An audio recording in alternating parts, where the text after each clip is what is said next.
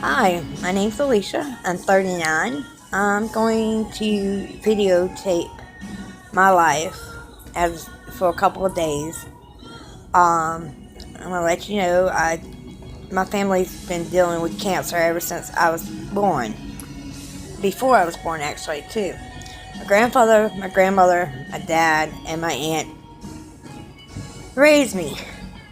My mom and dad divorced when I was 3 years old. My mom is out of my life. I don't have nothing to do with her. I really don't talk to her. I talked to her when I was in my 30s. I want to say 32 because when my grandmother passed away. But before that, my grandfather had colon cancer, which is polyps of the colon that turns to cancer. The reason why I know all these medical terms is because I was been around the hospitals since a young age, and I just kept learning the words. And I was born, I had a learning disability. I had problems with speech and all. And everything that happened was with my dad, grandfather, and my grandmother, and my aunt. My grandfather was in the military, Army, at the age of 21, or younger. I think it's like 18 that he joined, but he met my grandmother when he was 21, she was 15, and they got married. And they had my dad and my aunt. My grandfather was 58 when he was diagnosed with colon cancer again. And at the time, they said they couldn't do nothing for him because he had all the surgeries before, exploratory surgeries, that they should have never done. I think this is the reason why he had caught the colon cancer again. They checked him every year for this, and they never find anything. So basically, he had an ileostomy bag put on in his late 20s, early 30s, whatever. Well, my grandfather passed away December the 16th of 1992 from colon cancer, lung cancer, brain cancer. He had all three.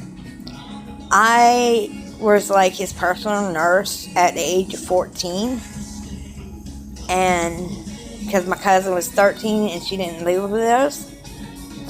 My aunt didn't live with us neither. It's just me and my dad and my grandfather and grandmother.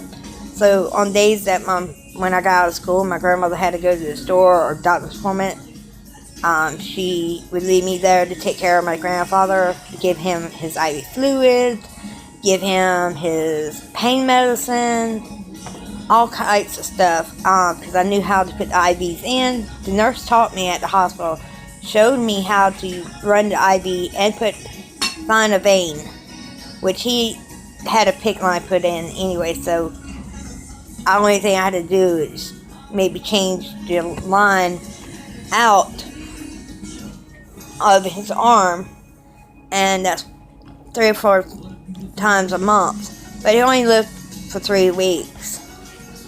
But the night he died, it was late at night. My grandmother heard his last breath he took, because he died in the trailer that we lived in, a mobile home, 2-bedroom, 1 bath.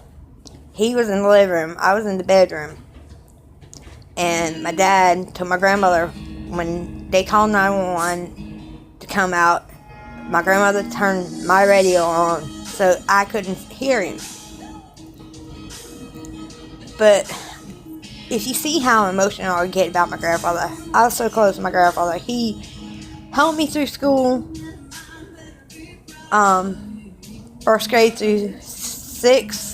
I was in middle school. I was 7th grade in LD classes.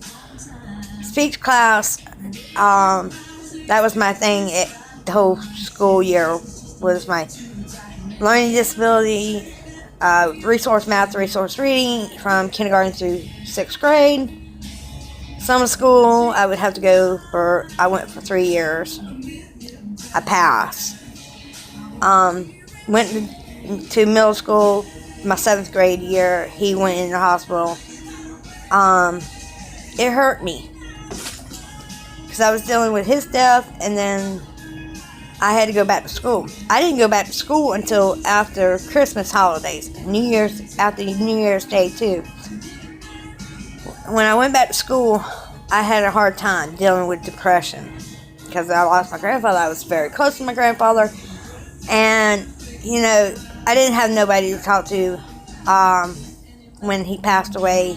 I just kept to myself and all. And the next year, my dad had to go in the hospital and had to have another surgery, a Whirlpool, to take some more of his small intestines out and get the polyps out, which they were benign. My dad always had benign cancer polyps. Well, so happens he was in the hospital for 3.5 months. Then he got out. He was a truck driver. I was in school. I went to school every day. Never missed a day of school unless I was sick, which mainly was every couple months. I was sick. I've had the flu. I had pneumonia, chicken pox, all the kids' sickness.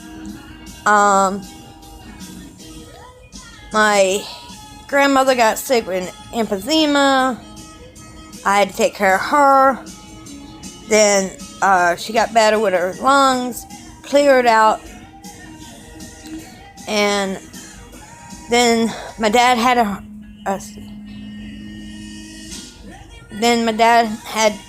heart attack in 2003. We didn't know he had a heart attack because he didn't have the symptoms of a heart attack. So we took him to the emergency room. At one hospital, it was a small hospital. They told us we had to transfer him to another hospital. And when they did, they had put him in the cath lab. They lost him on the cath lab.